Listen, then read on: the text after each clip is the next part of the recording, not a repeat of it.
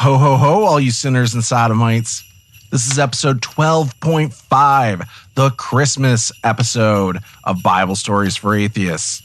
I am Josh, my co-host is Linz, and we are your guides to the merrily made-up stories, literally, literarily littering the Bible. You can probably tell this is the Christmas episode because of the classic Christmas tropes, like recording this by a crackling fire or strapping jingle bells to a turtle dove who can't figure out how to get out of this house. All of this to give you those warm holiday tingles. This week we are going to discuss the reason for the season. Where does Christmas actually come from? Was Jesus actually born on December 25th? Who was the real Santa Claus? And we'll review a couple Christian movies on the topic. And I'm very happy to welcome our first guest on the show, my mom, Jill, who stopped by while we were recording and decided to sit in. So strap in and strap on for episode 12.5, Saturnalia for the Paganalia.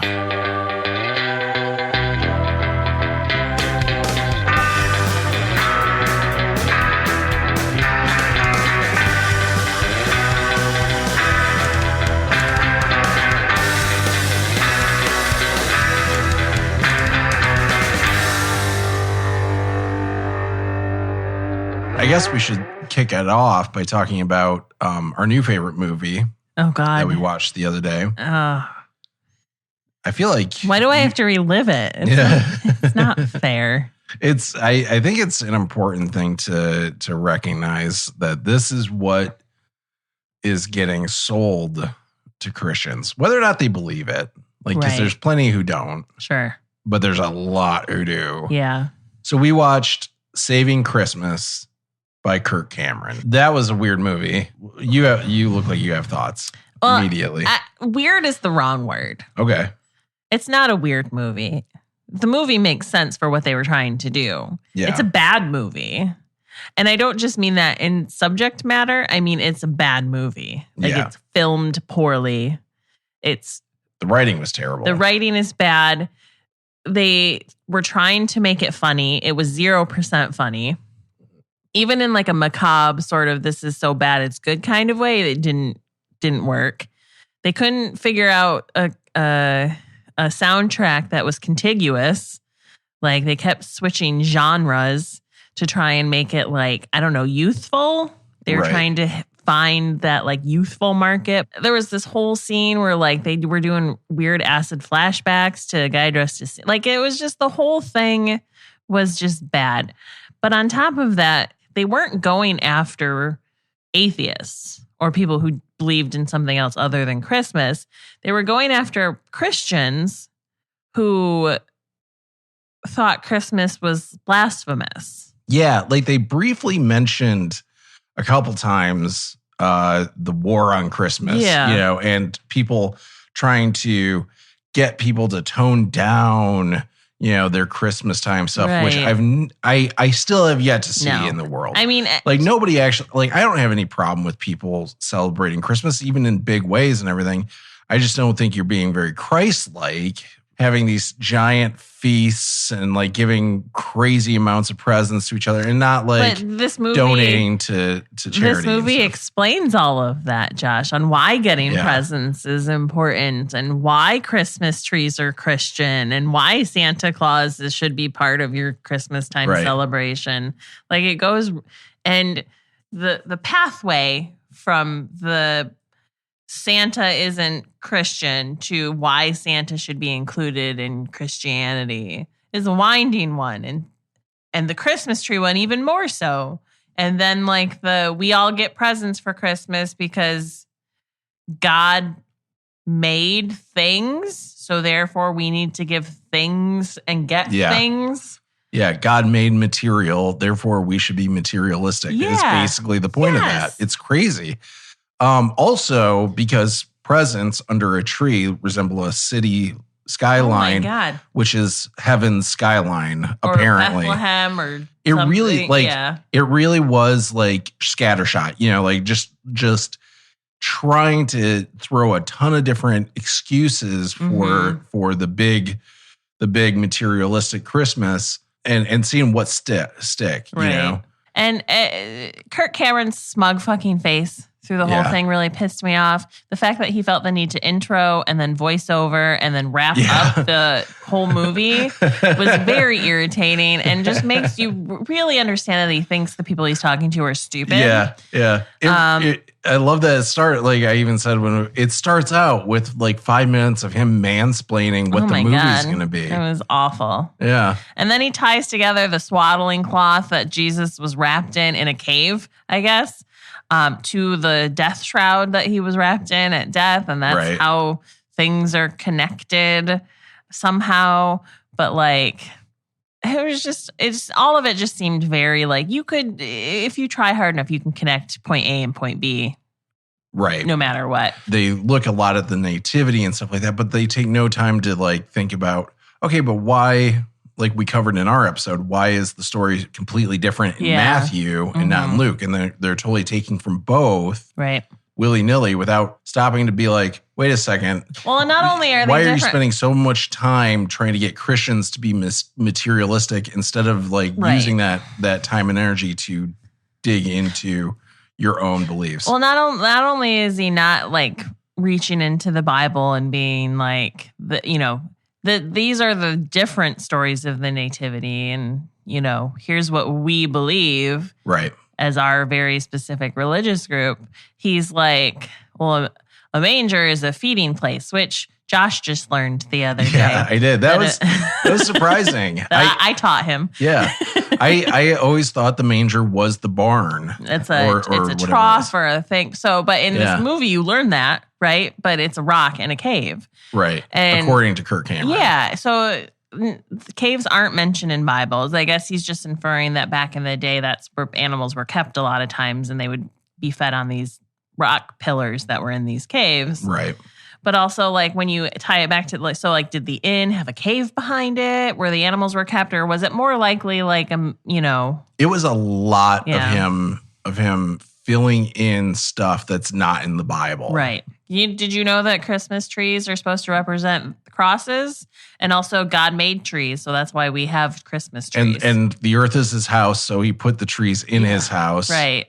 Also, it's what he put on the lampstand of the temple and something else whatever too. That other thing he had built was the tabernacle. Yeah. It's like, all right, you're just scattershotting these possible reasons why we use Christmas trees. Okay, but that's not actually where we get it from. No. And that's kind of where I wanted to start so that we could lead into a few other things about like, where does Christmas come from? Right. Long story short, though, wrapping up Saving Christmas, even if you are Christian, don't watch it. It's a bad movie.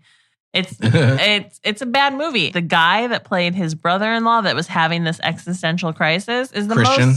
His name is Christian. Yep. Is the most annoying character on the planet. Yeah. And I think he also made the movie with Kirk Cameron. I think he was the director. Listen, there's way better. I don't watch them because I think all Christian movies are terrible. I'm sorry. I'm just going to say it out loud. I think they're all terrible. I think most of them aren't written well and they're propaganda. But there are probably some really good ones out there, and I would suggest going for those. Kirk Cameron's name isn't anywhere near them. There's some good reviews by YouTubers out there of this. So, you might as well just watch a review. Maggie Mayfish. Maggie Mayfish. Thank you. She did an incredible review of this. Plus, she's adorable. She is. She's really cool. She's got a few reviews on Christian movies that she does, and she does such a great job with those. Your mom's here. Yeah. Oh. Give me some more testing. Testing. Oh, that's better. Testing. Yeah. Okay, there we go. Okay. Testing. So we have a late stage entry for this. It's a holiday festival. Yeah. So we're just having folks stop on by, including our first guest, which is my mom. A Festivus for the rest of us. Right, exactly. So you were talking about, and I wanted to get this from the beginning. You were talking about a movie you recently watched about the nativity. Right. So a lot of Christians have watched, or the last few years, this there's a couple of different ways to watch it. You can watch it on YouTube and you can watch it on an app. Yeah. And it's called The Chosen. And it's actually really well done. And it's not word for word out of scripture, but it is kind of a inference on what you think that Jesus' life could have been like when he was hanging out with his disciples, with his disciples and the 12 apostles and Mary Magdalene, and it's just really it's very entertaining. It's very well done, and it's by Dallas Jenkins, and he pulled the money together himself, and it's pretty good story of how he did it. But anyway, so they just came out Thursday, was the first time that I'd seen it locally, with The Chosen, the Messenger, which is really the nativity story. And you guys had just talked about the nativity a couple weeks ago. So I was so interested in it. It's weird how everybody's talking about it lately. Yeah. and then I went over and saw my nephew's baby, and she had a manger with the lamb lit up, and it was playing Christmas music. So everybody's talking about it. And she's only a year old. Right. So right. Get them while they're young. Yeah. Yeah. Josh only just learned yesterday that the manger is actually just the thing that baby Jesus was in, and not the whole. I thought it was the barn. Oh. Well, you know why? Because it looks like. I get it. Yep. I feel like a lot of people think it's the barn too, but because I think that a lot of people do think that, but also you and me, we never really had. We didn't have a nativity scene. I was kind of creeped out by it. It never. Yeah. So then I wouldn't have had it in our house. So I wouldn't have put the little manger in there and the little baby sitting in the manger. The little white baby. Yeah, the little white Jesus. Yeah. White Jesus. No, not the true Jesus. But you were like 3 or 4 first time we celebrated. Me and you celebrated Christmas. Yeah, so. Yeah. Because by the first year, you were still in the Jehovah's Witnesses. Right. Yeah. And it took a few years for us to come around. But so you were talking about how they were covering some of the things we had talked about, like for example, why Joseph took Mary when he was having there was the census that was taking place in Bethlehem, or taking place all over, but he had to go to Bethlehem because that's where he came from to register for the census. And he took his pregnant wife with him because what were you saying? Well, Lindsay had asked the question a couple weeks ago when you guys were talking about the nativity, and she said, why didn't she just stay home? Right. And I literally have never thought of that. Right. I never asked myself the question, why didn't she just stay home?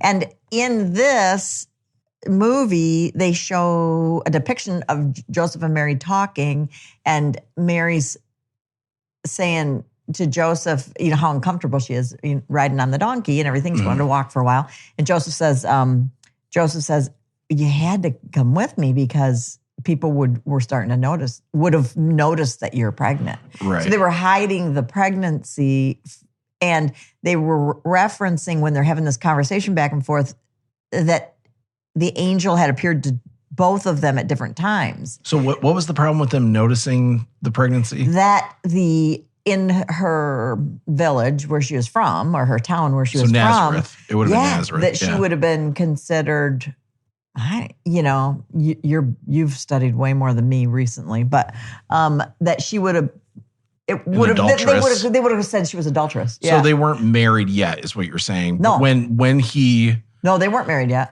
That which is interesting because they were engaged when she was pregnant, when she got pregnant, but then 9 months later they still haven't gotten married. She was already betrothed to him. She was promised to him, is my understanding. As I remember the story. Yeah. But yeah. So did you want to talk about that more? Because I was going to tell you about Luke. What's interesting to me about Luke's that is version being different. So according to that, then, because we don't know when they get married. Right. It's not recorded. It's not in the Bible. See. Yeah. So by that account, it's just important to kind of think through, okay, this is telling me, even though it's not in scripture, that 9 months later, they still haven't gotten married. That they were engaged. That they were still engaged when Jesus is born. Right. But this is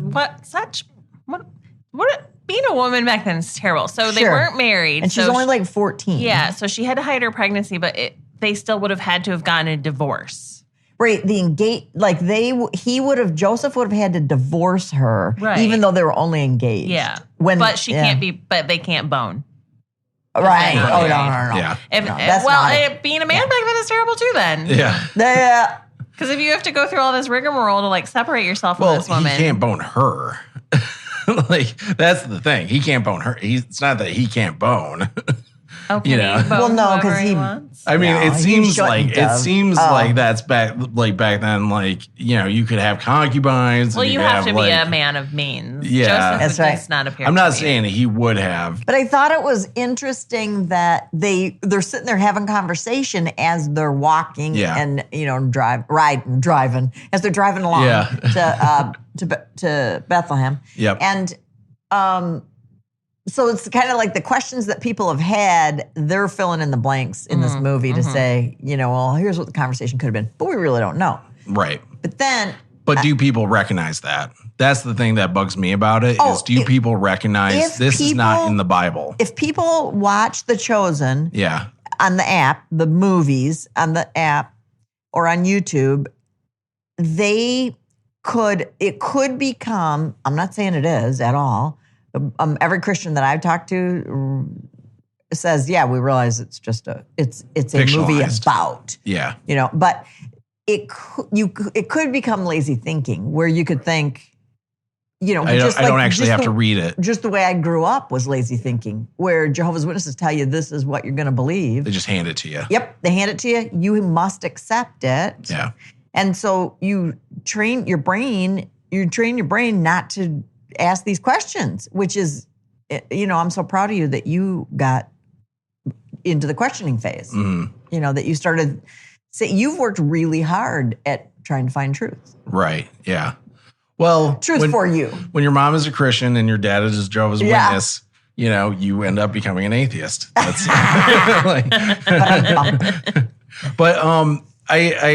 But the Luke part, I was going to tell you too. Yeah, so go for it. Okay, yeah, so I'm interested in hearing more. The difference between Luke's account and Matthew's account, the way that they fictionalized it in the movie, they dramatized it in the movie, it was kind of interesting, is they show Mary on her sort of deathbed. It's after Jesus has died.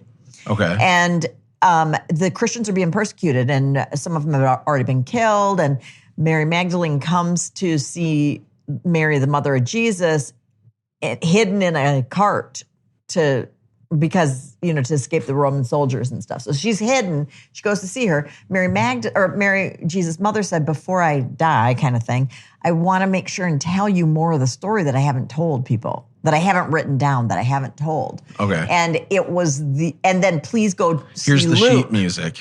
Yeah. Then she goes, then she breaks into song. Right. And then about how great she is. She says, go see Luke, because Luke's writing all this down. Right. And so she tells Mary Magdalene to go see Luke, fill in these blanks, and tells him more of the birth story. Right. Which is why Luke has a more accurate accounting of what more happened. detailed. Yeah. Even though his gospel didn't come first, like wasn't written first. It was Mark's was written first, and Luke was written based on Mark. Well, right, but what the movie is saying is that the reason why he has more is because Mary was like, Mary I'm told gonna her die. Oh yeah. Mary goes, I've been hiding. Here's my secret. I haven't told exactly. Yeah. Here's my song. Yeah. This is my song. song. And they did talk about the song. I am so great. Yeah. People will worship me because I pushed a baby out of my vagina. But only Catholic people will worship me. Yeah. While still having a hymen intact. Like, I think that's the biggest most impressive part. I get all that. Okay. What bugs me is like they spend only one thing. there's a few. But like they spend, like we were talking about this with Saving Christmas too, where it's like they spend all this time and energy and money on basically propping up the beliefs of people who already believe, you know? Yes. And like keep reinforcing what you believe is right, what you believe is right, what you believe is right, but never stopping and asking themselves, all right, why is it that the two accounts are different? Why is it that in Matthew... All right, Lindsay, you really look like you have something you want to say. I see what you're saying, but I actually disagree a little bit. Okay. Because I don't think they're trying to prop up the beliefs of people who already believe. Yeah. I think they're going after people who are Christians, but who are thinking like, why none of this makes sense. No, right, exactly. Yeah. And I think they're going after people that are not yet Christians Well, to try to evangelize. Not with that movie Yeah, you were saying, not with the Save Christmas movie. I don't think that's. I mean, and I haven't seen the movie you were watching. Oh, sure. But from I've seen a lot of Christian movies. Sure, in my life and everything. this is not like that. Yeah, but still, but a lot of that stuff, like it ignores the things that nobody like that people who aren't Christians look at when they're reading the Bible, like the fact that there's two different genealogies of Jesus and they don't match up. 100%. But they don't address that, do they?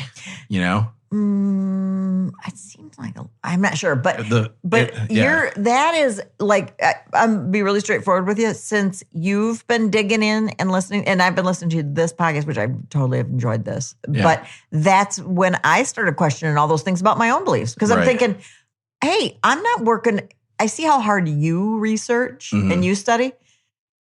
And I have a biblical studies degree, and I've never researched as hard as you have on that. And I've never started the research from a scientific point of view, which I appreciate the science part, right? So I never started without a presupposition. And you always go into it. Research. You always go into it with the presupposition of the Bible is right. Except when I studied world religions, when I was getting my biblical studies degree, I studied world religions, and I actually, that was so fascinating. It was my favorite class I took. Yeah.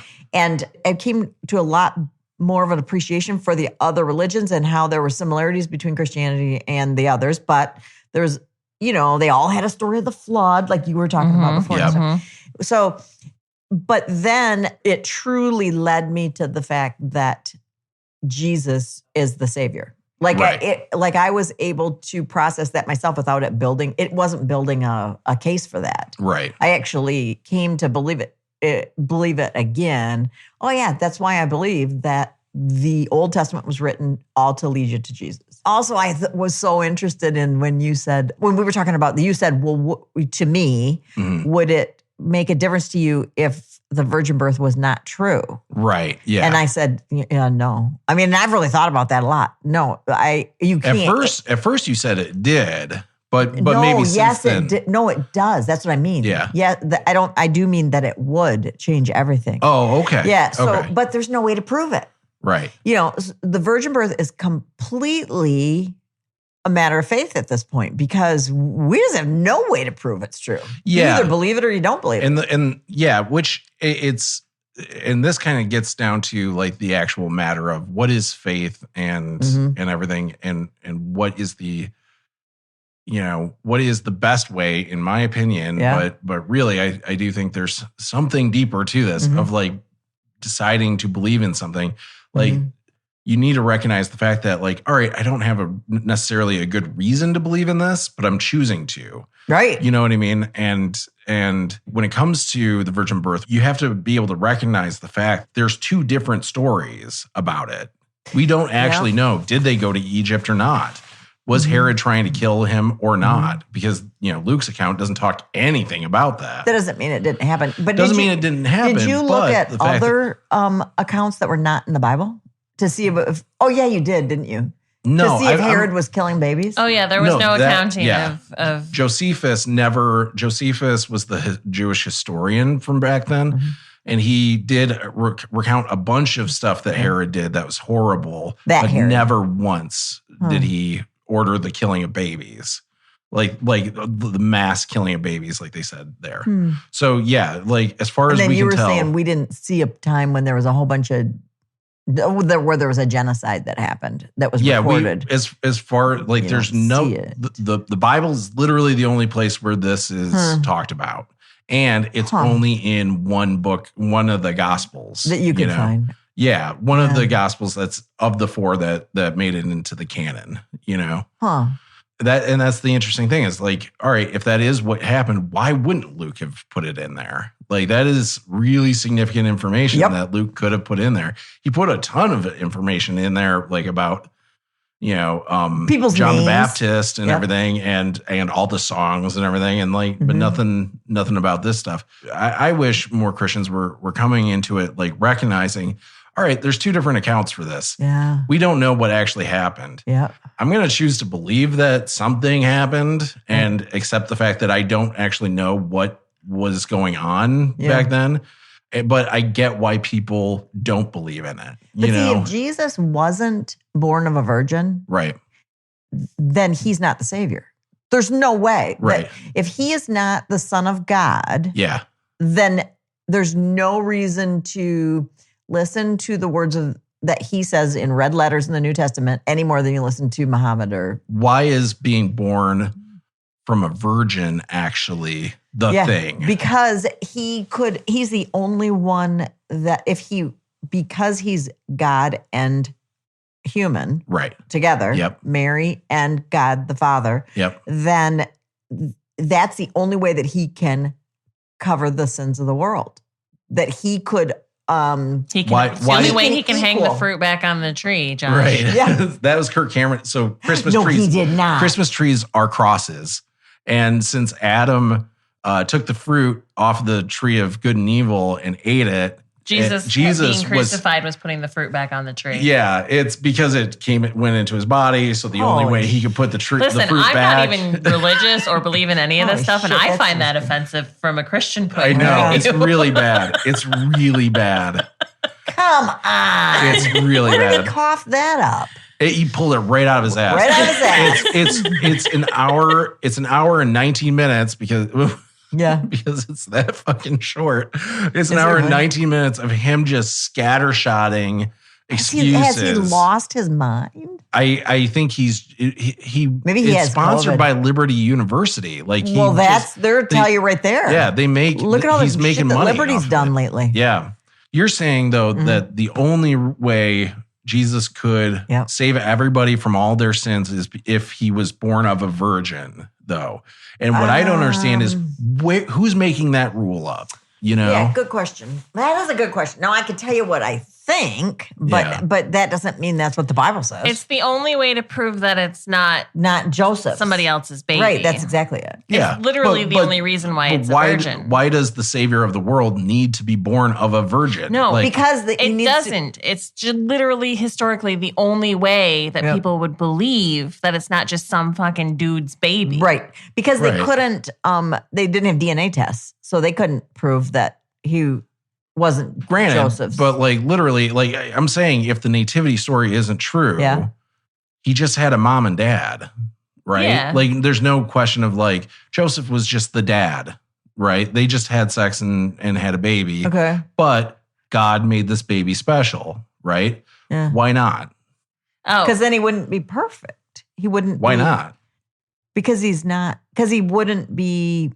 Because Joseph, it's like he wouldn't be sucked hard, right? Because he wouldn't be like Superman that came from Krypton. Krypton, yeah. But here's the thing that I'm trying to get at is that was sacrilegious. Welcome to the show, where the theme is sacrilegious. Yes, it is. But no, this is what I'm trying to get to is I feel like.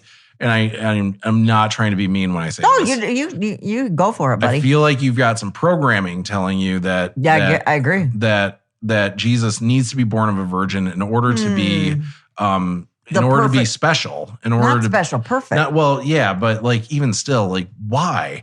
Why is there this limitation on what God can do? I can tell you the biblical thing of it, right? The biblical reasoning not the prophecies. Oh, okay. I can tell you the biblical reasoning because Adam was without sin because God made Adam, and before he sinned, he was without sin. So then when Jesus had to be without sin, right? So he was made of God in order to equal what Adam did. That's where all men carried the sin, right? Right. Women didn't. But the woman told the man to sin. So there you go. I thought women did carry the sin. Just like you tell my son periods. to sin. Yeah, we have periods. That was our punishment. But men carried the sin. So if he was born of man, then he was born with sin. But Jesus was not born with sin. Right. Jesus wasn't born with sin, neither was Adam. Right. And so Adam didn't, the circular. According to fruit back on the tree. Right. According to the Bible, Adam was with without sin until he chose to sin by eating the fruit. So does that mean Kirk Cameron's if tree. we have if we're able to clone a baby, okay, a human is that baby going to be the next Messiah? Like, because it's without sin? You know what I mean? Like, are we like... No, because it would be interesting. You know what I mean? Like, imperfect. It's not something that's genetic. Like let's be honest. Let's be realistic about this. This is not some genetic thing that's getting passed down to people. No. I'm just saying, I think you need somebody with more programming than me to be able to debate this with you, because I'm not as programmed as most Christians are. I don't think the program. I don't think the programming actually helps you, because it's basically saying, like, this kind of comes down to the three fundamentals of God, which is he's all good, all powerful, and all knowing. All good, all powerful. There's all knowing. Yeah, omnipotent, all knowing. Where he's everywhere at once. There's omnipresent too, but that's like, I mean, who cares about that one? But all good, all knowing, and all powerful. Yeah, omnipresent. So, but it's ignoring the all powerful part of it, right? Like whenever you kind of come across these little things, it always ignores one of those three. And this one ignores all powerful. That where you're saying that there's no way for God to have created a Messiah unless he was born of a virgin. I'm saying in God's holiness, he can't. Because God has holy principles, has holy standards, right? And so in order to be holy, like, but see, and you know, and I should know that more. I should know that more than you. But I also, like, maybe it's not in there. Holy as God is holy. Or there's all kinds we can go back to the idea that, like, God realizes humans are stupid and would never accept that a baby that wasn't a virgin birth was actually God's child. Maybe, yeah. Or he could convince everybody that it is. Or that, I mean... Yeah, I'm going on the idea that God understands humans better than anybody else, and realizes that, like, it takes a lot of effort to get humans to believe things. And God's lazy. God's got a lot to do already. He wants them to just go with it right away. So he doesn't want to have to put in that extra effort of, like, just changing some neurons around in everybody's brain. If Mary wasn't a virgin, which I don't believe that she was, but if Mary wasn't a virgin, then it's easy for the seed of doubt to take place. Right. Like, they say this kid's the son of God, but we know Mary. Right. She got hit all the time. Joseph was banging it out left and right. This is like a big, huge story to protect her then, if that was it. But also, Jesus would have had to, when he went to the cross, when he died, when he went to the cross, he would have had to be able to defeat death. If he was just a human, he couldn't have defeated death and rose himself from the grave. But, why not? But there again, because we can't. Yeah, but God is deciding that this person can. That's the thing. Is like, I'll tell you what, you have totally convicted me, to use a Christian term. Huge conviction that I have to be able to defend my belief, be able to know my beliefs enough to defend them. Well, be careful with that, because that's how it started with me. I know, honey. I know. Somebody asked me this the other night, and then they sent me some links to, these guys that apologists teach on used to be atheists and now are Christians and things like that. Yeah, I know. And because people said to me, well, how did Josh? Because he took science classes. Where? In college. Where? Cornerstone University. No, it wasn't even that. Like, for me, it was, my big thing was I came to this point where I realized in my mid-20s, like, I never converted anybody, right? I never led anybody to Jesus. I was like, I'm a really bad Christian for not doing that. And so I'm going to figure out how to convert an atheist. An atheist would be the easiest because God so obviously exists. It's so apparent that God exists. It would be so easy to convert an atheist, right? So I started looking into, why do atheists not believe in God? And it turns out there's some really good reasons. Do you know you never have told me that? I feel like we have, but you've never told me that. That's really because I thought it was because you took all your science classes at Cornerstone and then realized that there was no way that I don't think there were any science classes. Yeah, there were, but that I took because I was only there for a year. Okay. But I don't. Yeah. If there were, I don't remember them. But that's not surprising considering you didn't my go grades. to class most of the time. Yeah, it really I probably went to the first class and then never went back.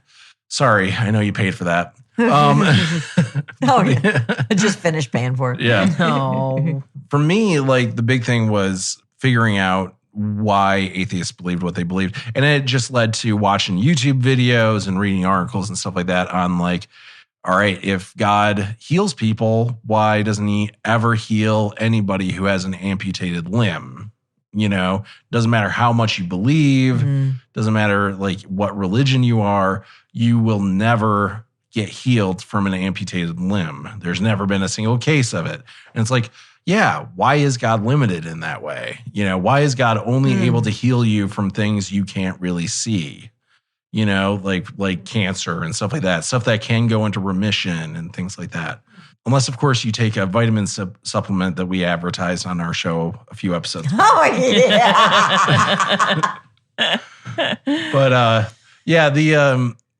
so stuff like that, you start going down that road. And also I learned more science on why do scientists believe in the Big Bang and things like that? Because at that point I was still a creationist. That's what I was talking about. Yeah. So I thought those were from science classes, and you're saying it was science. He's self-taught. Yeah. Oh man, I've kind of badmouthed Cornerstone then because I said you. Well, there's a lot of good reasons too. He'll survive. Unfortunately, that's fine. But yeah, so that's what led to my Saul on the road to Damascus moment with atheism. Was the other way. He didn't want to change his name. Yeah. I didn't want to change my name. But yeah, when it comes to the nativity story, that's the stuff that bugs me. Was they spend all this time and energy on reinforcing these beliefs that appeal to emotion, right? The story of the young parents trying to get to a place, trying to get to safety and stuff like that. Yeah. And then the emotion that's all been cooked in from years of being raised in Christianity, years of going to church, about Jesus, all that stuff that's already programmed into you, and never once stopping and actually asking some tough questions about it. Why aren't people talking about the hard things that are very apparent when you read the Bible? That's fair.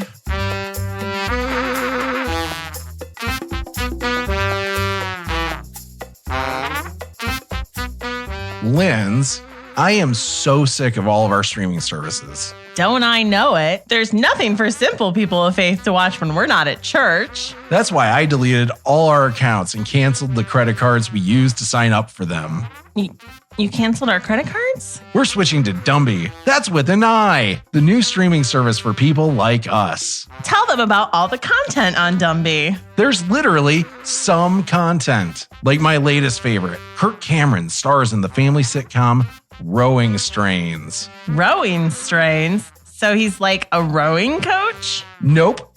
Each episode, his kids are taught valuable lessons, such as how to convert a gay friend, how to report a friend's abortion, and how to make new friends.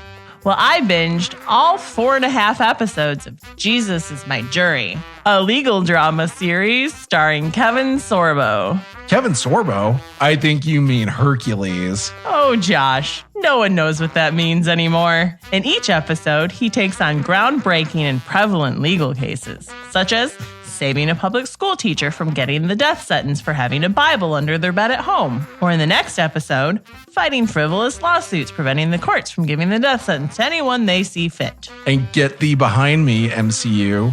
Kirk Cameron and Kevin Sorbo team up in the Say-Vengers, where they take on their nemesis, a mischievous scientist spreading lies about the universe being more than 6,000 years old. And instead of battling hordes of aliens trying to enslave the planet, they have to defeat demons trying to give poor people health care. How much does Dumby cost? That's the best part. It starts at only $9.99 a month and increases by $1 every month after that. Use promo code BSFA at checkout for 10% less shirtless Kevin Sorbo. Dumby is only available in the continental United States, the only country that has heard of Kirk Cameron or Kevin Sorbo. Let's dig into where Christmas actually comes from. Yeah, let's do it. Because it is kind of interesting. You might have heard people say that, it comes from paganism. That's where we get some of it. That's where we get the tree and all that kind of stuff. And it kind of does. It comes from Saturnalia. Saturnalia was this festival that the Romans would practice. It would go typically from December 17th to December 23rd.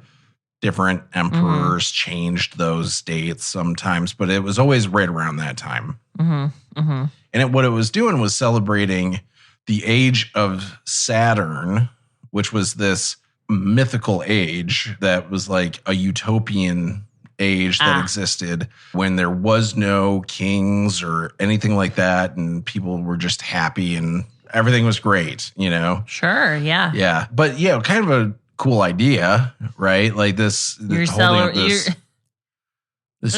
ideal. Is it a cool idea, or does it just make people want something they can't have? I know it kind of does, but that's what the festival was all about. Was this idea of going back to that mentality? So they had things like there was gift giving, for example, but they were typically cheap gifts, because if you were giving expensive gifts, that would be considered to be, not in the spirit of it's a sign of social status. Gotcha. And the whole point of this is to flip social status. Right. Socialism. Kinda, yeah, because slaves were considered equals during this festival with their masters, and could even insult their masters to an extent, Right. Like to an extent. There were still lines. There were. Yeah. Couldn't just go and fuck his wife, probably, Maybe. I don't know. I mean, they were probably, listen, let's not pretend like the Romans didn't have their slaves fucking their wives anyway. Yeah. I do think, if I remember right, I saw something about how Nero, I think, paid for a bunch of prostitutes to be in the town square or something like that during Saturnalia. So you could just go and free have prostitutes, Yeah. So there's a lot of stuff like that going on. Well, gambling. That's an expensive gift. Yeah, that's true. That's a good point. I don't think anybody was complaining about that one, though. There's gambling, which was typically considered illegal or at least frowned upon, but it was totally fine during Saturnalia. The common chant you would hear at Saturnalia was Yo Saturnalia. Yo Saturnalia. Yeah, it's spelled I-O, but it's pronounced Yo. Interesting. But people would wear bright clothes. They would decorate with evergreens. Okay. And they would give those as gifts to each other, evergreen trees and stuff. There would be a king of Saturnalia, which I thought was really interesting. So this would be just a normal person who would be designated king of the festival. That person would basically go around and order people to go sing naked, or, give these girls piggyback rides all around the block or something like that. It would be that would be the kind of orders he was allowed. He would give out to people. He couldn't be change tax laws, or anything like that. Affect any sort of real change. He was literally just get your dicks out and touch them in front of me. Yeah. And then give that little girl a piggyback ride. And if it made people laugh and everything and have a good time, then that was successful, right? The entire point of it apparently was to point out the ludicrousy of having royalty and having a king and everything. There's one instance where there's an emperor who's number two, his second in command, appointed him, the emperor, to be king of Saturnalia, and everyone was pissed. Yeah. And he ended up giving it away, I think, to somebody else, because that's not in the spirit of it, right? He's already a king. Yeah. The whole point of it is to do the role reversal of it, Except not really. Not really, but it's make farcical. Fun of it. Yeah, exactly. If you remember from the UK, you probably have seen this in movies and in TV shows. They wear the paper crowns. This is where that comes from. Comes out of those crackers. Yeah. Remember? The poppers. Yeah. So in the UK, they have these crackers that they look like gift wrapped Tootsie Rolls, giant gift wrapped Tootsie Rolls, and you would pull on both sides. There's a little firework inside that goes off when you pull on it, and then whoever has the side with the cardboard tube in it wins the prizes inside. Right, which is usually just bullshit. It really tiny is. Things. It's a small, cheap gift, just like they would give in Saturnalia. Right. That's junk. And then there's like a joke or a riddle, and then there's a paper crown. And candy. It totally stems from Saturnalia. Huh. Like I said, the tree stems from Saturnalia. I'm trying to recall what sort of evergreen trees they have in Rome. Yeah. I'm not sure either, like if it would be, because it's probably not going to be pine. Right. You know. Would they chop down the tree? You said, I might have just stopped listening. No, it's okay. We don't have a ton of information about like what they were doing with it. Okay. We just know that they used evergreens. And they decorated them. Yeah. We only have like small accounts from over the course of hundreds of years of what happened at Saturnalia, right? Mm-hmm. And obviously the festival is going to change over time on top of that. So we don't really know, for any given time, what the whole of the festival was like. Okay. We just have bits and pieces throughout. But this was being practiced in Rome around 300 AD, right around the time Constantine comes up, first Christian emperor who legalized Christianity in Rome. Who was like, we don't celebrate these gods anymore. Not really. So that's the interesting thing about Constantine is he was still a follower of the old gods too. Really? Yeah. He and by old gods, it's like, everybody thinks that there was some sort of formal religion of paganism, but there wasn't. No. It was just like whichever gods you picked and choose to worship, really. Right. So the big god he really loved was Sol Invictus. Sun god. Yeah. Who, interestingly, has some similar characteristics to Jesus. Oh. So this kind of leads me into why December 25th. Okay. Right? Like, why do we celebrate Christmas on December 25th? First of all, we don't know when Jesus was born. If he was born, when it would be. Right. We know he was not born on December 25th. There's just no way. I mean, we just don't know anytime. When 1 in 365 chance. Yeah. No, there's no. I always thought there was no way just because of, I don't know, because I thought it was fall. Or I guess it's programming. Go ahead. It's interesting the stuff you realize, I never even questioned that. That was in the Kirk Cameron movie. That was one of the things the guy questioned was like. And they never really addressed that, I don't think. I think you have a thing for Kirk Cameron. This movie was just, it was weird because I've seen Christian movies where they like go after people like me. Right. And why I'm wrong. Sounds it was disturbing. Really weird to watch a movie where they go after like almost more hardcore Christians and be like, this is why they are wrong. Right. It's a wee bit of cannibalism. It's a wee bit of cannibalism. Yeah. The snake eating its own tail. Yeah, well, really, I think it's the wolf in sheep's clothing. Yeah, this is not Christians trying to tell other Christians how to behave. This is something else. Right. This is conservatives telling Christians how to behave. But the argument, and which I've heard, is that like it would be more likely that it would have been July. That I he heard was October. Born in because of the positioning of the stars. Sun. Yep. But as Josh and I discussed, like I was like, isn't it like if you figure out where the North Star was? And Josh is like, they don't mention the North Star in the Bible. It's a new star. Yeah. Yeah, they just say, or they say it's a star, but they don't say it's the North Star. People infer that it's a North Star because it's bright. Yeah. But like they're not even following it north. Right. They're just following a star in arbitrary direction. They came from the east. Yeah. Again, whenever I start digging into like what it probably is, I keep coming back to it's probably not real.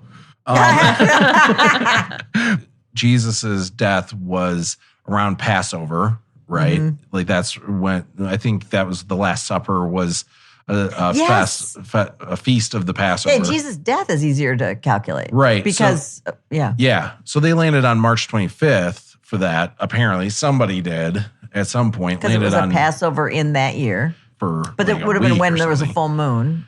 right? Maybe. Because there was I a don't full know. moon and the earthquake would have been easy enough to find in history. The earthquake? Well, because when Jesus died, temple. There's something about, yeah. Yeah. We haven't gotten to it yet, so I'm not. Spoilers. Yeah. Spoiler I'm not. I was like, brushed earthquake. up on it.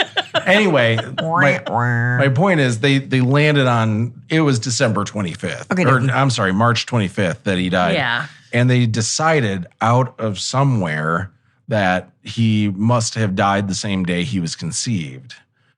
What? Yeah. I never heard this. Yeah. So that's where exactly 9 months later is December 25th. You're kidding me. No, I've yeah. never heard that. Yeah.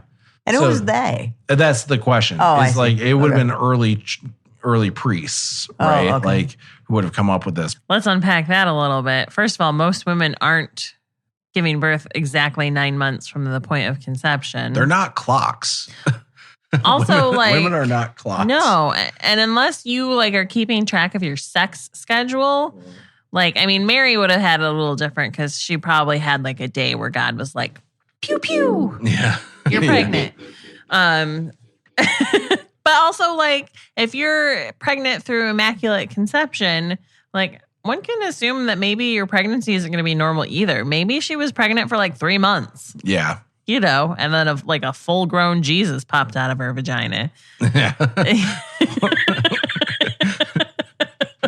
Just like how he jumps from 12 to 30. Yeah, Yeah. right. He just, whoop, here I am. Hanani. Hanani. Religions tend to take from a bunch of different places. Yeah. Not just Christianity. Like all the religions Sure. will thieve from each other. Right. Because it's a way to bring people in who already Sure. believe something. Mm-hmm. And so, like, the Germanic pagans had Yule, which took place on Christmas Eve or December 24th. Right. And that tied back to, like, even further back where it was tied to, like, the thing called the Wild Hunt, where it was like a big, huge thing that they would do every year. And it was a super important part of their livelihoods. And, you know, this goes to this, goes to this, goes to this. And all of a sudden we have Christmas trees and Santa Claus, who was a real fucking person. Yeah. So you want to hear about Santa Claus? Yeah. Like where that comes from? I mean, So- go ahead. Go ahead. What do you No, think? what I'm do I think it interested. is? Yeah. I guess I think it was a saint he was later made a saint, but it was, I thought it was a guy in Germany that was a really sweet guy. And He was Turkey, actually. oh, okay. Oh, So- Turkey. That's right. Yep. Okay. So he was a bishop. My tablet's updating.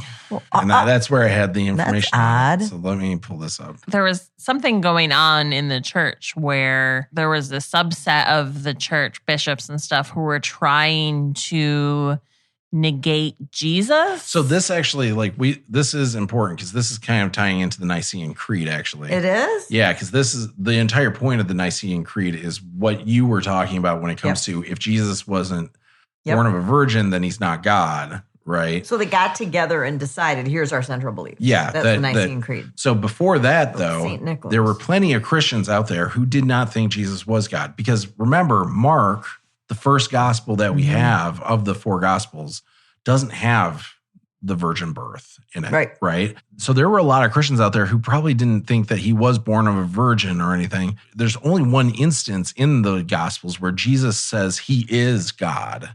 And that's in the book of John, which came much later compared to the other gospels and is the non-synoptic one, right? But then he started doing the miracles. He started doing miracles and with his teachings, and that's why people converted to him and believed he was the Son of God too, right?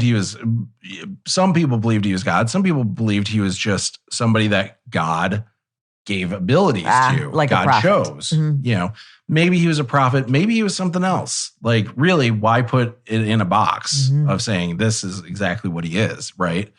Like John the Baptist. Yeah. Right? God had something to do with that man's birth. Why? He helped get an old lady pregnant. Yeah. She wasn't a virgin, No. nor was he immaculately conceived, but they weren't able to have a baby, and God made it happen. God was their Viagra. Yep. Essentially. But he said your Zechariah. uterus is dusty, but I'm going to clean it out for you, and then you're going to be able to have a baby. yeah. God breath. But when the First Council of Nicaea came around, what they were trying to establish was to say once and for all, we're getting rid of this teaching by this guy named Arius, known as the heretic Arius, but I think that's being harsh. This guy was teaching like, hey, there's no, like, God is indivisible, basically. You cannot divide God. God is one thing. Jesus wasn't God. He was something else. Doesn't mean like he wasn't special. He wasn't important. Doesn't mean he wasn't a savior and a Messiah. He just wasn't actually God. Doesn't really change anything. Doesn't change the message. Doesn't change anything about it, except he just wasn't actually God. I think he has a bad rap is all I'm saying about Arius. And those people basically became kind of like Unitarians, right? Like Unitarians don't believe in the Trinity. They believe that God is kind of indivisible. There's a lot of different paths to God. Right. But, that's true. You know, yeah, that's what they think. Yeah. So St. Nicholas was a bishop in Myra, so modern day Demre, Turkey. Demre, I think is how you pronounce it. I mean, as good as it's going to get. Yep, Myra. Yeah. Also known as Nicholas of Bari, was an early Christian bishop of Greek descent from the maritime city of Myra in Asia Minor. But we don't actually know almost anything about him because all of the accounts of his life come hundreds of years after his death. So we're not really sure how he lived or anything. We're pretty sure he existed, right? You know, but we don't really know what happened with his life. Some of the stories, though, are kind of interesting because some of the stories are like that he came from wealthy parents, that miracles attributed to him. Yeah, well, one thing was that he saved 3 girls from being forced into prostitution by dropping a sack of gold coins through a window of their house each night for 3 nights so their father could pay a dowry for each of them. So that's kind of interesting. It was through a window and not through a chimney, but you can kind of see how we get Santa Claus from that. Mm-hmm. There's also him calming a storm at sea, which I thought was interesting because that's one of Jesus's miracles. He also saves 3 innocent soldiers from wrongful execution. He saves 3 children. What? Are these all congruent stories or are these just different versions of the stories? I don't know. There's 3 of everything. I know. That's what's interesting, isn't it? That like clear sign that these are all bullshit, right? Like when you start seeing stuff like that. Yeah. So he resurrected 3 children who had been murdered and pickled in brine by a butcher. He resurrected 3 children. Yeah, resurrected them, planning to sell them as pork during a famine. It's crazy stuff. That's like QAnon level sort of conspiracy I know, right there. Yeah. Then he met up with JFK Jr. at the book depository. I've never heard these ones. There's another story of him chopping down a tree that was possessed by a demon. Yeah. But then there's this other story that is... How do you know a tree's possessed by a demon? Lights on fire by itself. I don't know. Well, really. That happened to a bush much earlier in the Bible, and everyone was cool with starts that. Projectile vomiting, like at The Exorcist. That's the dead giveaway, really. Yeah, I don't know. It's really just sap. Yeah. Really, like I do kind of want the full story on that one. Right. Like, how do where you know? did that come from? Was it stealing children? Yeah. There's something. That sounds like an epic story right there. Yeah, a little bit. I'm kind of mad that it's not part of the Santa Claus mythos that I know. So where the Nicene Creed and the First Council of Nicaea comes in is he was apparently there at the First Council of Nicaea. There's no writings from people who were there about him being there, but apparently one of the lists has him as being there. And there's the story, again, we don't get this until many years after he was dead that this story comes up, but they say that he slapped the heretic Arius. And so it's kind of this badass idea that he would have slapped him. What is it? He struck him. He smote him on the cheek. Smote him on the cheek. According to Kirk Cameron. Yes. Kirk Cameron talked about all of this? Yeah. Kirk Cameron, in an hour and 19 minutes. Yeah. Kirk Cameron had this whole scene, and fuck you to the director who actually did this. Kirk Cameron had this scene where he had Santa Claus, Saint Nick, dressed in furs for no reason. There's no reason why this guy would have been dressed in furs. Oh, remember? It was to make it think of it as Lord of the Rings. Yeah, he specifically tells them, like, this would be a bunch of people who are, like, you know, dressed as priests and everything. But I want you That's to real think boring. of it. So think of Lord of the Rings. Think instead. of the Lord of the Rings instead. And so they have him dressed in furs and shit and carrying this big shepherd's cane and stuff. And then they smote him on the cheek and turn that into him beating this guy with the cane, like extremely violently. And then he goes off and there's some white lady helper there to who gives him some sass. Gives them some sass, and then they go out to a sleigh, and there's this big red sack of presents that they're going to go give to kids. And it's like, this is not anything about reality. Why are you showing it to people? Why are you pretending like this is anything real? The whole movie was propaganda. It's just straight up propaganda. Seems like there was one country, though, that said that Santa Claus did beat like bad kids. Arius? Oh no, he would beat kids. Yeah. Well, really, it was his helper. Oh. So Are you talking about? Let's dig into that, right? Why did you look something up? Are we talking about? Suerte, Pete. Well, I didn't know if you were going with Mr. Black Pete or if you were going with what's the other? Krampus. Krampus. That's what I was thinking of. Yeah. I was thinking of Krampus. Yeah. So Santa Claus. Santa Claus. This is the German version. Yep. Or Dutch, I think. Germany. Yeah. Alpine, Austria, and some parts of Germany. Yep. Yeah. So around that area. Has this little assistant called Suerte Pete, also known as Black Pete. What? Mm-hmm. A helper dressed in a Moorish attire and in blackface. What? They literally walk around in blackface. No. This is on Wikipedia. Up until no. 2 years ago. Did they stop? I feel like there was a big push for them to stop. They might have. For a long time, this has been the thing that they would do. Suerte Pete first appeared in print as the nameless servant of St. Nicholas in 1850, originating in the story of St. Nicholas saving the 3 girls from prostitution. So this is why, like, he goes around and he's carrying the bag and stuff like that. He's the one that would carry Suerte Pete. that stuff. Yeah. He was Santa's helper. And I'm using air quotes around the word helper. So he would also, I know. It's basically Santa's slave. No, that's terrible. Yeah. So traditionally, he would also carry a birch rod, a chimney sweep's broom handle made with willow branches used to spank children who had been naughty. Some of the older Santa Claus songs make mention of naughty children being put in Suerte Pete's bag and being taken back to Spain. Ugh. Not Spain. Yeah.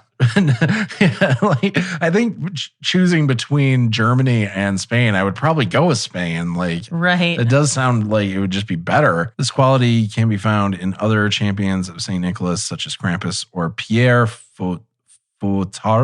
Fouettard is en français. Yeah, French-speaking Switzerland. So a lot of people are, since the 2010s, the traditions surrounding the holiday of Santa Claus have been subject to a growing number of editorials, debates, and documentaries, protests, and even violent clashes at festivals. So yeah, it does sound like they're finally getting around to getting this out of the culture, but it's seriously like only recently that they're doing it. And that's really all we had to say about Suerte Pete. Is that's weird. Yeah. Well, but like it's not just like, you know, there's also Krampus, which is more of like a demonic sort of creature that kind of did the same thing. And it's weird that there are, especially because they seem all confined to like the Alpine region or like Germanic tradition. And I know there was there's a rich history of Germanic paganism, and maybe that, you know, they were coupling the Christian idea of Santa Claus with the pagan, Yule sort of stuff. And that's where they decided they needed like an opposite of Santa Claus for some reason. Like, just the idea of not getting presents wasn't good enough to keep kids in line. They needed an actual legitimate threat. Which does interest me, actually, like the idea of it's just like God and Satan. A little bit. Yeah. Well, actually, You one need- of the websites where, they were talking about Yeah. Krampus, it shows Satan and Yeah. Saint Nick. Yeah. kinda, Right. yeah. Because because he's a horned figure, Yeah. Krampus is, and everything. Mhm. And it's like, it's totally Satan, God and Satan, where Santa gives you good things and everything that's negative comes from this other guy. And we look at that and we're like, well, that's ridiculous. Of course, only children believe in it. But then we never stop and think, like, wait, maybe it's the same thing with God and the devil. Like maybe that's just as odd. It's so convenient that all of the good stuff comes from God and all the bad stuff comes from the devil.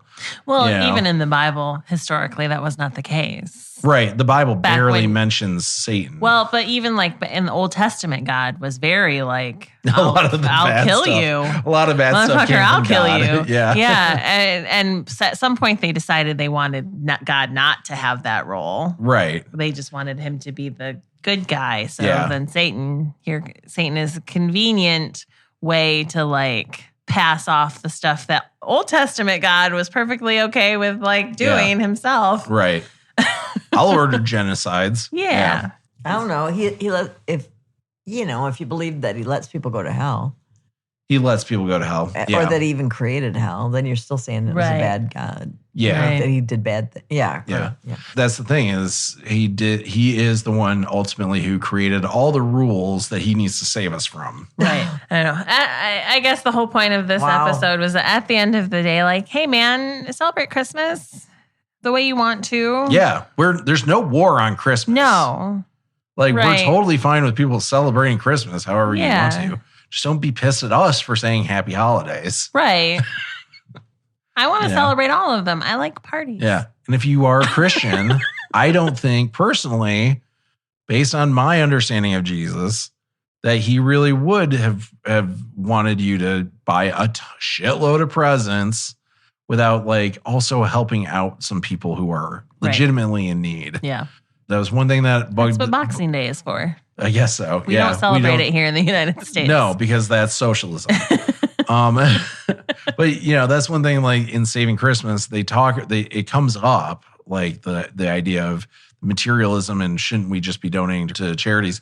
But they never actually address it. Right. You absolutely should donate to charities and stuff like that to Yeah. people who are in need, and you should donate to us somehow. No, but not really. We don't need that. No money. We don't need donations. Just share the episode with somebody. Ooh, that's true. Yeah. Merry Christmas. Have some No, have and some stuff to think. by the Yeah. If you need some good gift ideas, Right, yeah, yes, yeah. jump on our shop. merch. The merch. Buy our merch. I think that's everything we kind of wanted to cover. I mean, it is really sort of tip of the icebergy when it comes Yeah. to like digging into the things that have influenced what Christmas has become. Well, that just means we have more of these episodes Yeah. to do in the future, right? Yeah. Thank you for warmly welcoming me. You're welcome. And Merry Christmas Merry to Christmas. us all. Merry Christmas, Lindsay. Happy holidays, Happy please. holidays. Please, happy holidays. Happy holidays, Lindsay. Yeah. Let's not go Well, throwing Hanukkah- around the C word. Hanukkah's passed, right? Hanukkah's done. That was early this year then. Yeah, it started like right after Thanksgiving. Oh, did it? Yeah. Really? I thought you So meant like Hanukkah's- by the time the episode drops. Well, but I think by the time Also we're then. recording, Hanukkah's just concluded. Okay. It's just concluded. So Okay. it'd be a little late to say Happy Hanukkah. Right. Anyway, is happy all I'm Kwanzaa. saying. Happy Kwanzaa. Happy Saturnalia. Happy Saturnalia. Happy Yule. Happy Festivus. God bless us, for the rest of us. everyone. God bless us, everyone. That's from Charles Dickens. Yes. And they all lived miserably ever after. Thank you so much for checking out our podcast. Help us spread the good news and keep this going by sharing the show with a friend or leaving a review to help others find us. And we'll talk to you next time.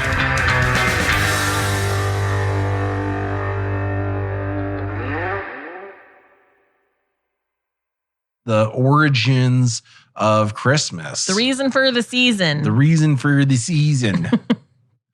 Getting real Michigan. The reason for the season, eh? Yeah. It's very UP, I think.